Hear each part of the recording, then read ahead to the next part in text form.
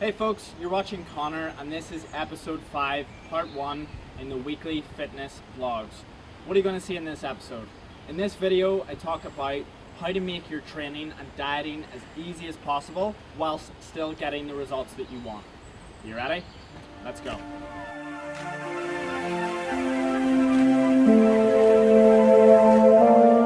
Kicking things off as usual with the weigh-in. So now I'm going to throw to a clip of the weigh-in that I did earlier.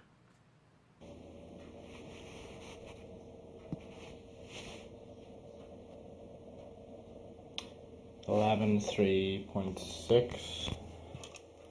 Let's get that recorded.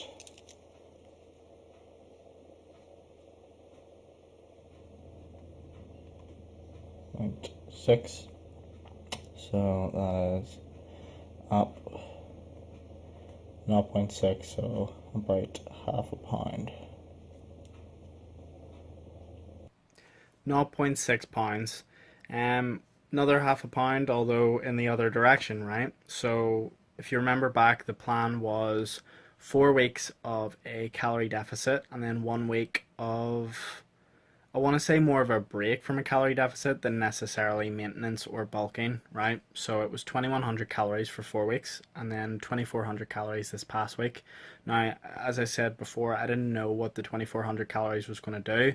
I didn't know if it was going to make me stay the same weight or gain half a pound, but I knew it would be one of those two options, right? In this case, it's made me gain half a pound. So pretty much on track, right? So from here, now, as I said before, I would decide what I wanted to do at the end of the 5 week period.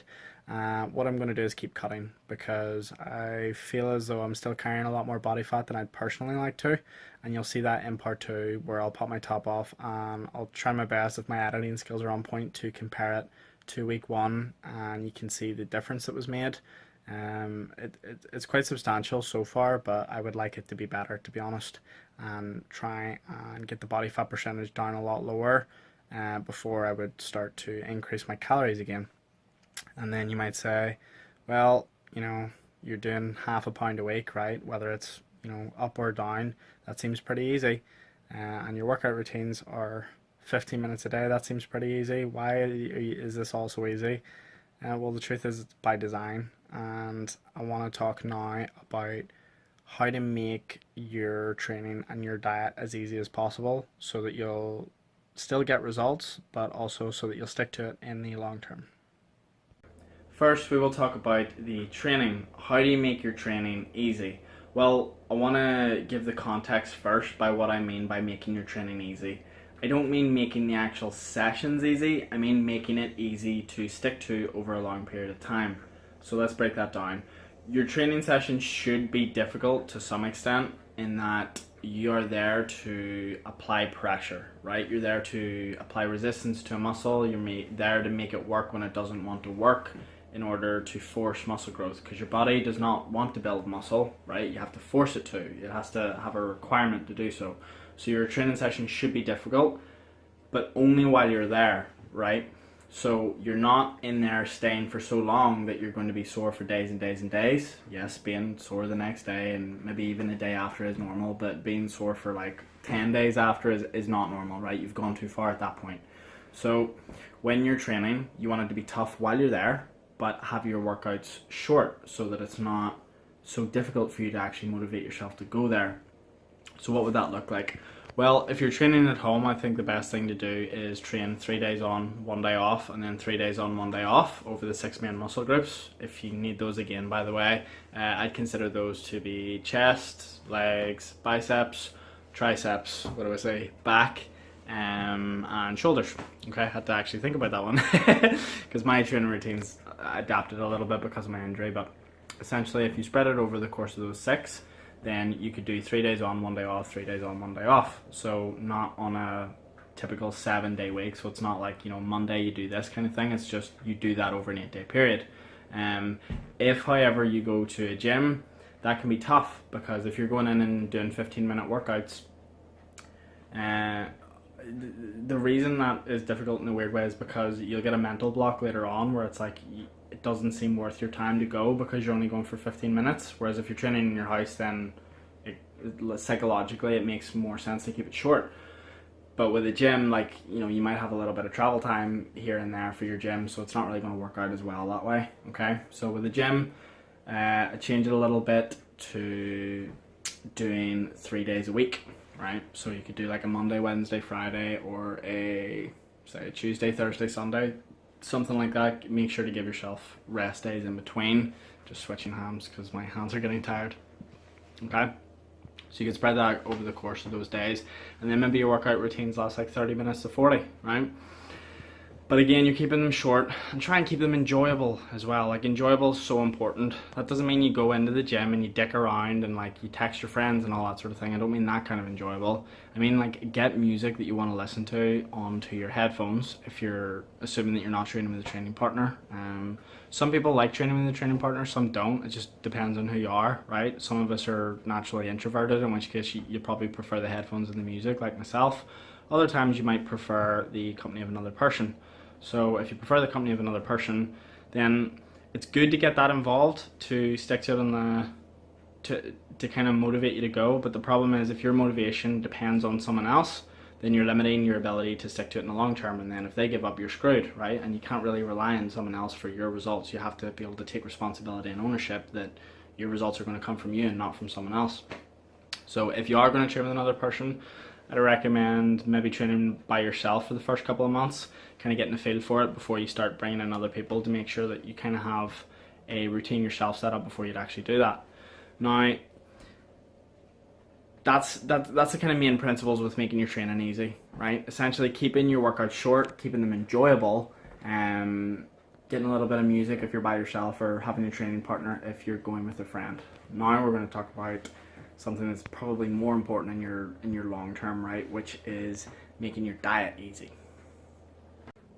The first thing I'd recommend when it comes to making your diet easy is understanding that you're in it for the long term, and when you make decisions through a position of impatience, it actually makes your results take even longer. Now, this is something that you probably aren't going to want to hear, but this is something that I see with everyone, right? They all have this ideal weight that they have in mind that they want to get to, whether it's lower or higher or whatever than they currently are. The problem is when you have this number in your head that doesn't actually translate to anything real or concrete, then sometimes you trying to get to that number can actually hinder your progress. So when it comes to your diet, instead of focusing on I want to lose weight or gain weight so that I'm this point, instead focus on a process that you can actually stick to in the long term. So when you're building your diet and you're trying to make it easy, if your goal is to have a good physique, then you should be focusing on building muscle and burning fat. So if you're at a high body fat percentage, then you're going to want to cut, say, 4 weeks on and 1 week off, and then so on and so forth. Or if you're trying to gain weight, i.e. you're already low body fat, then you want to do like 4 weeks of a calorie surplus, followed by 1 week off, and so on and so forth. Now, why do you do that? Because then, you know, you might say, well, over the course of those 5 weeks, I'm not really gaining or losing much weight total, right? Well, yeah, you're not, right? That's why it's easy. That's why it's not particularly difficult. So if say for example you normally need 2,500 calories to stay the same weight that you are, well, if you wanted to lose an extreme amount of weight, you could cut that to 1,500 calories right away, and maybe you'll lose 7 pounds in a week, something like that, right? And then you might think, oh well, I'm getting close to my goal because my goal is to lose, 30 pounds or whatever it is, and you might think you're getting closer to your goal, but what your goal actually is to look good. And if you keep doing that, you're not going to look good. So you think you're moving closer to your goal, but you're actually not. And I'm telling you this, and I know it's probably still not going to change anything, right? You're still going to have that number in your head. And when someone comes along and says, hey, see that number you have in your head? Slow it down. You don't want to hear that, right? You just want your results now. But I promise you, your physique will look a lot better if you do it slower, because the muscle that's being built underneath that is what's going to lead you to the results. And more importantly, and I see this all the time, where you get personal trainers who will give someone a diet plan, right? And I think diet plans are a horrible idea if you don't actually know the person and you take time to understand them, because I think a lot of trainers focus a lot on what they know and not so much on the psychological aspect of what makes someone stick to something long term, right?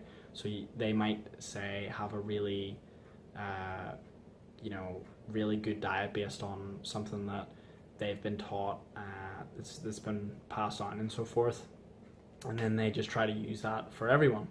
The problem is that you then can't stick to that diet, right? So it's better to have the diet that you currently have now. So let's say, for example, you came to me, right, and I was to start training you. I would keep you in the diet that you have now for the first week, and I would just observe. Okay, what is this person doing for the entire week? Even if it's what you would consider unhealthy foods or bad foods. I don't really like using those terms because it kind of puts like this weird emotional attachment on these things. Then it's like, oh no, I've been bad this week, I've been good this week. I prefer to view it in terms of like just data and information. So like, okay, certain foods aren't going to push me towards my goals, so I'm going to discard them, and certain foods are, rather than saying those are naughty or like, you know what I mean? It's kind of silly to think of it in those terms. We're not children anymore. We don't have to say everything's good and bad. It's just, it is what it is. It either works or it doesn't, right? So then I would observe it for a week, and I would say, okay, well, what changes can we make to move us slowly in the right direction? So if that person wanted to lose weight, I'd go, okay, well, if they're sitting on 2,500, then what's the least amount of change I can make to their life that will still cause some semblance of a result? So I might experiment with, say, 2,200. Okay, so what will that do? I don't know. It might make you lose half a pound, it might make you lose a pound, it might make you lose 2 pounds, it might make you lose nothing. You never really know. But I'm going to experiment, I'm going to find out. And I'm going to use the minimal necessary force, as I've talked about before. And then I'll see what happens, right? Like, let's say we do that 2,200 and the person loses half a pound or a pound that week. What do? We keep going. We just keep going and going and going, using the minimal necessary force. And what's that experience like for that person, right? Like, what's it like to lose those 300 calories on a daily basis? Well, a tin of Coke's 250 calories or so it's basically the difference of not drinking that tin of Coke a day. And if you do that over the period of like a month, and all you're doing is cutting out that one tin of Coke a day, and then over the course of say 2 months, you've maybe lost like, I don't know, somewhere between, I guess, like 4 to 12 pounds, depending on what stage you're at the minute, and what's likely to happen in your early months, or if you've been training for a little bit while.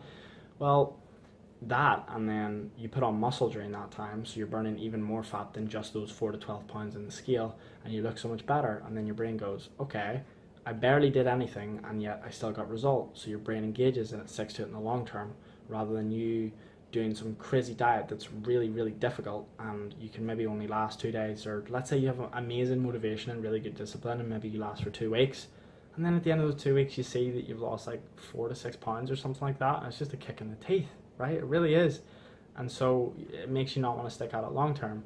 And then it means when you have really difficult diets, when you have a bad day, it hits you so much harder, because your body is then not used to that fluctuation, right? So if you're naturally sitting around 2,500 calories a day to maintain, and then all of a sudden, you're doing like 1,500 calories a day, and then one day you just like, you're just saying, oh, I'll screw my diet today because I'm going out drinking, and you get like 4,000 in or something like that, then all of a sudden your body just punishes you so hard, and you end up gaining loads and loads of weight. So it's better to do it nice and small, because then it allows you to build up the habits to get used to the new kind of healthy lifestyle but you do it in a slow way. Because I get that when I train people all the time. Like at first they come to me and they're like, if I even look at food I gain weight, and then like a few months later they get used to restricting their calories slowly, because it's a slow creep, right? Like they come to me and they have like, a bunch of takeaways and fizzy drinks and all that sort of things in their diet, and then by the end of it they have these really clean diets, but I did it to them slowly, right, so to speak. I did it to them, right? But I changed their diet really slowly, to the point where it now has become their habit to actually have healthy foods. I hate saying that term, but let's say more nutrient dense foods, right? More foods that are going to go in line with their goals. Well then, I might have to tell them, okay, we're going to need you to gain weight in order to eventually lose the weight again. And they then struggle to gain weight because they're so used to the process of losing weight and restricting their calories, and that's a good problem to have. So slow creep is going to be your best bet when it comes to diet. I know you don't want to hear it. I know you just want to like click on some video where it's like, here's how you lose a stone in 4 seconds, but any video that tells you to lose a stone in 4 seconds is clearly not thinking about your long-term best interests and minds, and it's probably just trying to make quick money off you, right? That's the truth. All these 2-week transformations that you see, what you don't see is what happens 3 days after those 2-week transformations, which is they put it all back on again. So find a process rather than a result to focus on, so that you can actually make results in the long term, so that you can stick to it, and so that it's easy and it doesn't require so much from you that it takes away from your life instead of giving to your life, which is what it's supposed to do. I hope you've taken something from this video that you can use to help you in your own personal fitness journey.